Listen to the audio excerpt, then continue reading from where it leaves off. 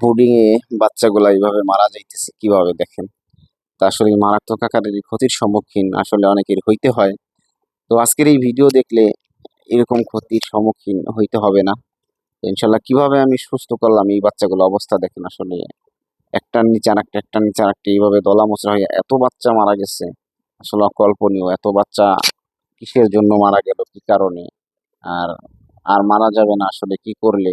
আর এই অসুস্থ বাচ্চা আসলে যে এমন অবস্থা, কি দিয়ে আসলে সুস্থ করা হয়েছে, কি মেডিসিনের মাধ্যমে, কি পথ অবলম্বন করে ইনশাল্লাহ আমি জানাবো। যে দেখতে পারছেন আসলে পাইট হয়ে রয়েছে শুয়ে আসলে মারা গেছে। এত বাচ্চা আসলে খুব খারাপ লাগতেছিল। কিচ্ছু করার নাই আসলে একটা ধকল আসতেই পারে একটা খামারে স্বাভাবিক। তো আসলে এই ধকল থেকে আমি কিভাবে উঠলাম, আল্লাহ পাক আমাকে কিভাবে উঠাইছে, কি মেডিসিনের মাধ্যমে। তো সেই ব্যাপার নিয়েই আমি আলোচনা করব আজকের এই ভিডিওতে। যাতে মানুষের উপকার হয় আসলে এরকম সমস্যার সম্মুখীন হইলে মানুষ যত দ্রুত আসলে সমাধান পায়, সেই কারণেই আজকের এই ভিডিও করা। তো আমার চ্যানেলে যারা নতুন, চ্যানেলটাকে সাবস্ক্রাইব করে দিবেন। পাশে থাকা বেল বাটন বাজিয়ে দিবেন। আর অলরেডি যারা সাবস্ক্রাইব করে দিয়েছেন তাদেরকে জানাচ্ছি থ্যাংক ইউ সো মাচ।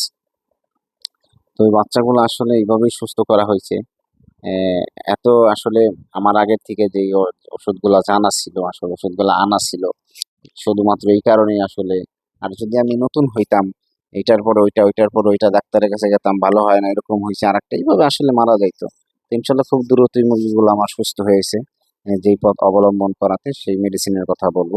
তো এই বাচ্চাগুলো আসলে সুস্থ করা হইছে প্রথমত কারণ আসলে শুধুমাত্র আমি দিয়েছিলাম অ্যা আমি চালাইছিলাম আসলে ভিটামিন যাকে বলে ওই যে থায়োবিনের বিপরীতে আরেকটা ভিটা-3 ওই ওষুধটা চালাইছিলাম। তো আরো বেশি মারা গেল। কেননা আসলে ওদের মূলত আসলে নাভি কাঁচা ছিল, পায়খানার সমস্যা হয়েছিল। এই কারণে আসলে একটা লাইটিং এর ব্যবস্থাও কম ছিল।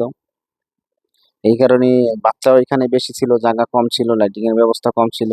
সেই কারণে আসলে একটা আরেকটার ভিতরে যাইয়া বাচ্চাগুলো এরকম আসলে মারা গেছে। আর যেইভাবে আসলে বাচ্চাগুলাকে সুস্থ করা হয়েছে, সফল করা হয়েছে, তো সেই কারণগুলা হইতেছে আপনার এই বাচ্চাগুলা আমি মেডিসিন দিছি যেই ৪ টা মেডিসিন। ১ম কারণ হইছে আপনার আমি স্যালাইন দিছি। স্যালাইন চালাইছি। তারপরে আপনার হিটের ব্যবস্থা যেটা ওইটা ঠিক করছি। তারপরে আপনার সাথে আমি লাইসোবিট যাকে বলে আসলে লাইসোবিট দিছি। ২য় বার আমি আসলে দিয়েছি সিপ্রোফ্লোক্সাসিন যেটা অ্যান্টিবায়োটিক। আমি এইটা ব্যবহার করছি। এই কিছু মেডিসিনের ক্ষেত্রে আসলে ইনশাআল্লাহ আমার মুরগিগুলা খুবই সুস্থ হয়ে গেছে। খুবই ইনশাআল্লাহ দ্রুতই সুস্থ হয়েছে। তখন আর বাচ্চাগুলা মারা যায় না। ইনশাআল্লাহ আপনারাও যদি এইসব মেডিসিন ব্রুডিং এ নাভি শুকানোর ওষুধ এগুলাও চালাইছি। এই কয়েকটা মেডিসিন আসলে যদি ঠিকমতো থাকে ব্রুডিং এ যদি বাচ্চা ব্রুডিং ভালো করে করা হয় তাহলে কিন্তু আসলে কোনো সমস্যার সম্মুখীন হইতে হয় না। যদি এই সমস্যার সম্মুখীন এসে যায় তাহলে এই মেডিসিনের মাধ্যমে আপনারাও সুস্থ করতে পারবেন ইনশাআল্লাহ। আমি আশাবাদী মুরগি সুস্থ থাকবে, সফল থাকবে।